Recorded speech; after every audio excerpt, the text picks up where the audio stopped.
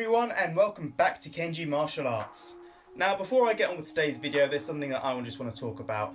New t-shirt from the legend that is Sensei Les Bubka. It even came with a fancy business card. For those of you who don't know who Les is, he's a karate instructor based in the UK who does a lot of mental health work. And every year he hosts a seminar in the UK called Karate for Mental Health, and all the proceeds go to charity. This year it's being held in Coventry on the 21st of November, and they've got a really great lineup of instructors this year. They've got Brian Bates, John Johnston, Don Kane, Tracy Radley, just to name a few.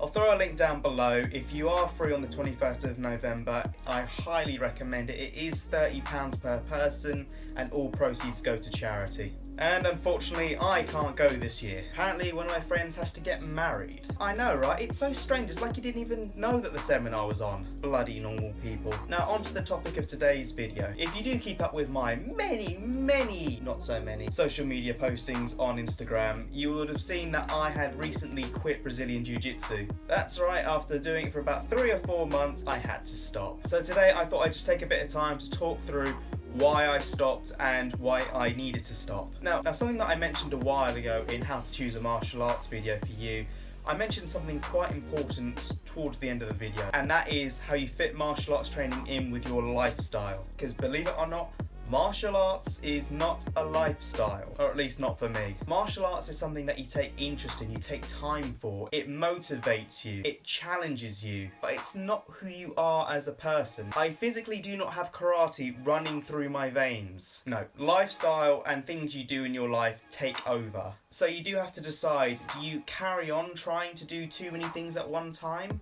Or do you limit it? Do you take responsibility for yourself and say yes to this and no to that? Because right now I've got full-time work, I've got my training that I do for karate, training I do for judo, I do weightlifting, and I've got an exam coming up in a few months. If I were to keep up doing Brazilian Jiu-Jitsu, the amount of stress and pressure I would put myself under just by doing all of that, it would become too much. Remember at the start of today's video I did mention about Les Bubka and his work with mental health. A part of taking care of your own mental health is making sure you lead a manageable lifestyle where you're not going to be overwhelmed and put on with unnecessary stress. Now Brazilian Jiu-Jitsu, for the time I did it, 3 or 4 months, very good art, you know, interesting club, very interesting ways of training, not stuff that I'm normally used to, but that was enough time for me to pick up some skills and learn a few things along the way. I know if a newbie off the street just walked in and say, oh, after a few months they know A, B and C, but remember I do have a bit of martial arts experience myself, and so I am able to decode some things better than others sometimes. So what did I actually learn from training in Brazilian Jiu-Jitsu? First things first, which they do not tell you straight away, it is expensive.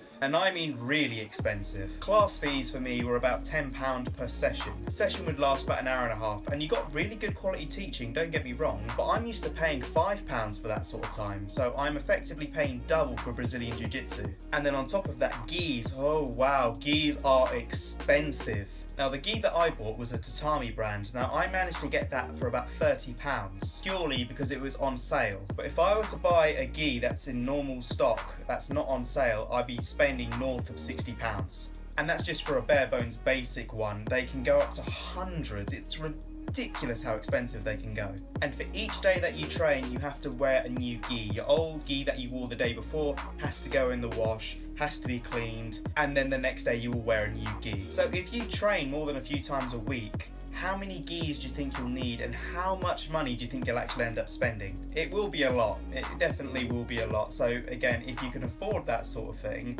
and if you've got the time for it, then by all means. But for someone who hasn't got that kind of money, then quite frankly, BJJ isn't an option for them. Not if they want to be responsible with their money, at least. Now, what else did I learn?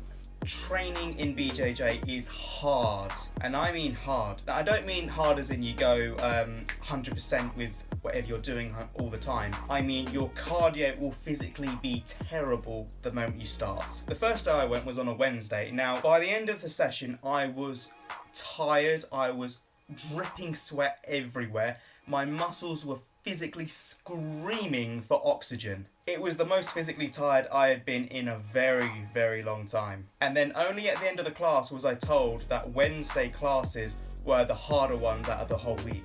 Okay, well, not being funny, should I have really been told that, okay, on Wednesdays and other days, this is the hard class, this is the lighter class, this is the more technical class? Either way, that doesn't particularly matter, that's a moot point at this position. But no, even on the days where I went where it was just technical training, just building up skills and techniques, even then, after rolling, I was shattered. And that more than likely is why a lot of white belts probably quit. It's too expensive for them, their cardio sucks, and they can't seem to be able to get a foothold on any of the other belts. Now, I won't lie, I had to tap out left, right and centre, but I at least learned quite a bit from it. Another thing that I learned from training Brazilian Jiu-Jitsu is, quite frankly, not to stay in the same place for too long. You can stay in a position that you've got a good hold on your opponent if you just want a minute to rest or to plan your next move, but don't stay there for too long. The longer you stay, the more time the other person has to think, okay, how am I going to lock this person's arm out? Which brings me on to the next point, is take the initiative whenever you can. Don't wait for the other person to make a move and then counter. This goes to something that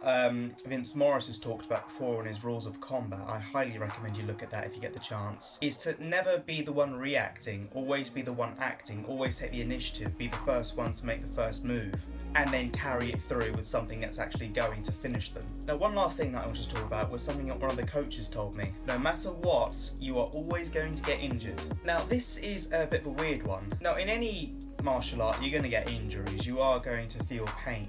It comes with the territory, it's natural. But to the extent that some of the injuries can go are quite disastrous. I know they are technically different martial arts, but just putting this next to judo, for example. In judo, the main purpose of the fights is to make sure the other person lands flat on their back when you throw them.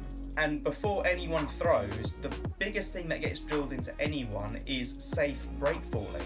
So in the event that someone does get thrown too hard, they are always able to take that fall most of the time. But when I was training Brazilian Jiu-Jitsu, there wasn't really that much in terms of injury prevention planning. If injury prevention planning is a thing, I have no idea. Which isn't great when you're partnered up with someone in BJJ who has, quite frankly, no ground rules. Everything goes with them. I won't lie, I did come up with a few people that I thought were a bit odd in Brazilian Jiu-Jitsu, and that did in turn make me not want to train with them. But then you get that at every martial arts club, so it's not really that much to dwell on. So yeah, I mean, that's the long and short of it. I am stopping Brazilian Jiu-Jitsu for the foreseeable future. Will I go back to it when my life is a bit more stable? Who knows? Will I double down on judo training? Who knows? At the time I do decide to take on more training, as always, I'd recommend the same thing to you as I do myself. Look at your lifestyle and think, can I take this on responsibly and be able to proceed normally in my everyday life? Now, that is it for today's video. I am sorry that content has been a bit strained from me recently. Like I said at the beginning, I have an exam to attend to in December, and then I have a wedding sometime a little bit before that. But I've also got a judo grading to look forward to in a couple of weeks' time, so that should be fun. This is my first judo grading, so it is a little bit daunting for me, and the hardest thing of the whole thing is trying to remember all the Japanese terms. My language brain does not work at all. I tried counting in Japanese at my karate a couple of weeks ago and just got confused badly. Not very helpful, but hey ho. Anyway, last point to drive home. Please, oh please, if you can, support Sensei Les Bubka and Karate for Mental Health this year. He does fantastic work and it always goes to a great cause. Please, if you can. Anyway, I've been talking enough. I've got to get back to procrastinating now. Wait, no, I mean studying. So for the time being, please like, share, comment, subscribe, you know the usual. Follow me up on my socials, and of course, I wish you all the best with your training. Take care.